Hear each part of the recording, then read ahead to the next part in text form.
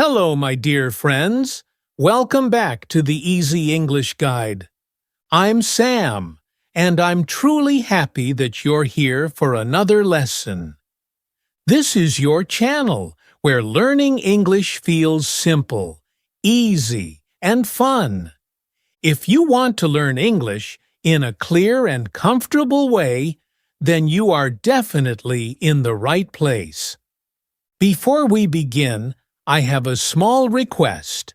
Make sure to like this video, share it with your friends, and don't forget to subscribe to the channel. Also, hit the bell icon so you never miss a new lesson. Your support really helps us continue bringing useful English lessons directly to you. All right, today we are going to learn something very important. Something you will absolutely need in English. We are going to learn how to properly introduce yourself. No matter where you are, whether you are in a class, talking to a new classmate, meeting someone socially, or sitting in a job interview. A good introduction is always useful. Many people think this is a basic skill. And yes, it is simple. But it is also very important because you will need it in many situations throughout your life. Now, let me share a small secret with you. Many people become nervous or freeze the moment they hear the question, "Tell me about yourself." This doesn't only happen to beginners. It also happens to intermediate learners and even advanced English speakers. So if you feel this way, please don't worry. It is completely normal, and you are not alone. In this lesson, I will guide you through each part of a clear, natural introduction. Step by step, slowly, calmly, and by the end, you will be able to introduce yourself confidently and naturally. A calm voice helps people understand you and remember you. All right, my dear friends, let's begin our lesson with something very important. When someone says, "Introduce yourself," they are not asking for a long, complicated story. They simply want a short and clear explanation about who you are.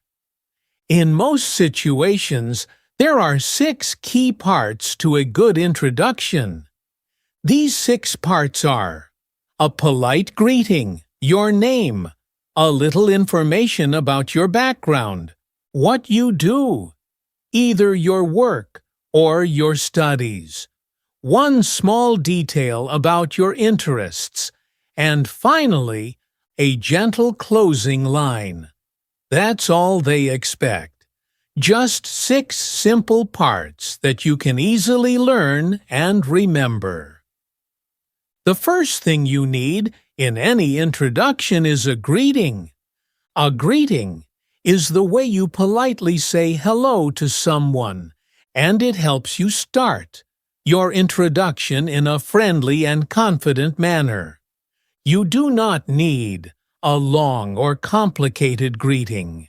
You only need a simple sentence that sounds warm and respectful. For example, you can say, "Hello, it is nice to meet you." This sentence is friendly, easy to understand, and suitable for almost every situation. If you want a slightly more formal greeting, especially in a class, meeting, or interview, you can say, "Good morning. Thank you for this opportunity." This greeting shows that you appreciate the moment and that you are ready to speak with confidence. After your greeting, the next step is to say your name clearly. When you say your name, try to speak slowly and with confidence. There is no need to rush. Here are some easy ways to introduce your name. You can say, "I am Sam." You can also say, "My name is Sam." In some situations, such as a class introduction, a meeting, or a job interview, you may need to share your full name. In that case, you can say, "My name is Sam Williams." Your name is important, and speaking it clearly helps people understand you and remember you better. Now, let's talk about location or place. This means where you are from or where you live. You can also add a little more information about your background, like where you grew up or where you live now. Here is the first way you can say it. I am from Madrid, but I have been living in Berlin for a short time. You use this sentence when you were born in one city and now live in a different city. I am from Madrid. This means Madrid is your home city. It is the place where you started your life. I have been living in Berlin for a short time. This means you moved to Berlin recently. Berlin is your home right now. This sentence is good when you want to explain your past home and your current home. Here is another way you can say it. I grew up in Toronto, but I live in Paris now. You use this sentence when you want to talk about your childhood home and the place where you live today. I grew up in Toronto. This means you spent your childhood in Toronto, but I live in Paris now.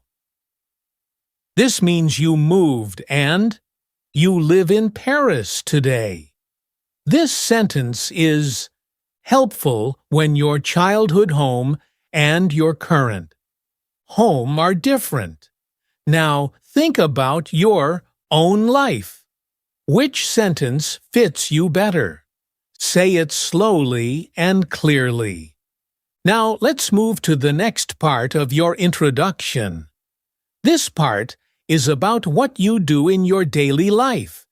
When you talk about your work or your studies, it helps people understand your routine, and it also shows a little bit about who you are. Remember, everyone's situation is different. You might be a student, you might be working, or you might be looking for a job right now. All of these are completely okay. Let me guide you through each one in a very simple way. If you are studying, you can keep it short and clear. For example, I am a student. I am studying English because I want to speak more confidently. This is a good sentence because it tells people what you do and why you are doing it. You can also say, I am studying business at a training center, and I enjoy learning new things. Notice how we add one small detail. You don't need a long explanation. Just one little detail makes your introduction more natural. If you have a job, you can explain it in a simple way. For example, I have a full-time job. I work in customer support, and I help people with their questions. Or you can say, I work in a shop. I help customers find what they need. And I enjoy speaking with different people every day. Again, we keep it easy. Just say, your job, and add one small detail about what you do. That's enough to help someone understand your daily life. If you don't have a job right now, don't worry. There is a simple and confident way to say this. For example, I am looking for a job right now. I have completed my degree recently, and I want to start working soon. Or you can say, I am not working at the moment, but I am learning new skills to prepare for a job. This shows that you are active and improving yourself, which sounds positive and confident. Now it's your turn. Think about your own life. Are you a student? Are you working? Or are you looking for a job? Choose the sentence that matches your situation. Now let's move to the next part of your introduction, and this part is actually very interesting. It is about your hobbies. After you talk about your work or your studies, you can add one small detail about yourself. This detail is usually something you enjoy in your free time, your interest, or your hobby. This part is important because it shows something real about your life, and it helps people remember you more easily. Just one simple sentence can make your introduction warm and personal. Let me guide you through a few easy examples. You can say, in my free time, I enjoy cooking simple food. You use this sentence when cooking is a hobby for you. Or you can say, in my free time, I like watching movies. This is a very common and comfortable hobby to talk about. You can also say, in my free time, I like going for walks. This is perfect if you enjoy walking outside. It shows something simple and relaxing about your life. Now you think about one small activity you enjoy doing when you have free time. Choose just one hobby and say your sentence slowly and clearly.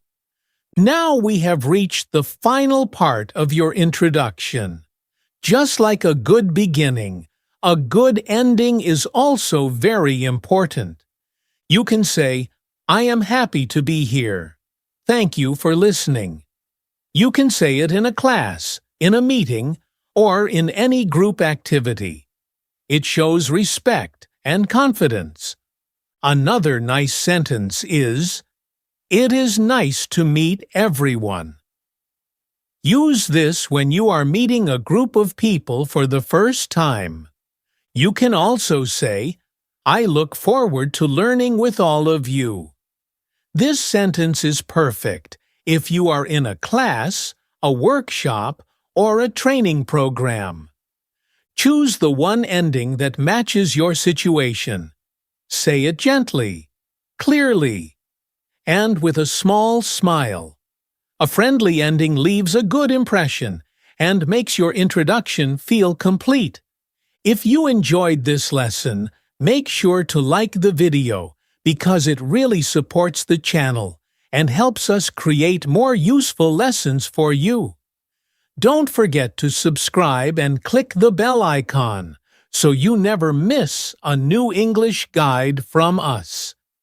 Thank you so much for spending your time with me today. I appreciate you, I believe in you, and I'm excited to see you grow on your English learning journey. I will see you in the next lesson. Until then, keep practicing, keep smiling, and keep learning. Take care, my friends.